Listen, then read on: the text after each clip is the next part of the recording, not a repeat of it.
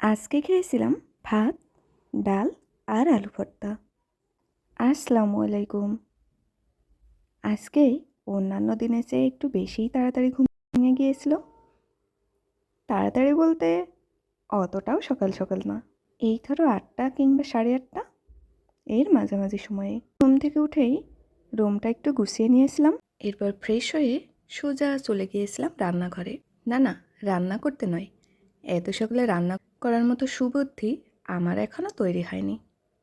গত রাতের তরকারিটা একটু গরম করে নিয়েছিলাম।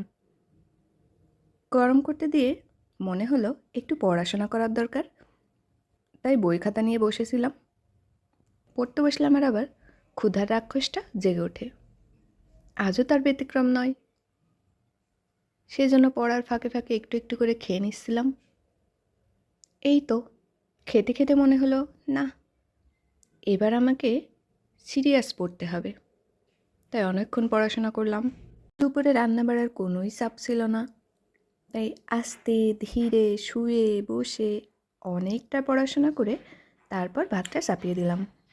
জানি খাবারটা মোটেও লোভনীয় লাগছে না, কী আর করার। নতুন নতুন এই বিবাহিত ব্যাচেলরের জন্য এই খাবারই পরম উপাদেয়। খেয়ে দিয়ে উপন্যাসটা নিয়ে বসেছিলাম। দারুণ একটা উপন্যাস, বিশেষ করে মেয়েদের জন্য বেশ গুরুত্বপূর্ণ একটা বই।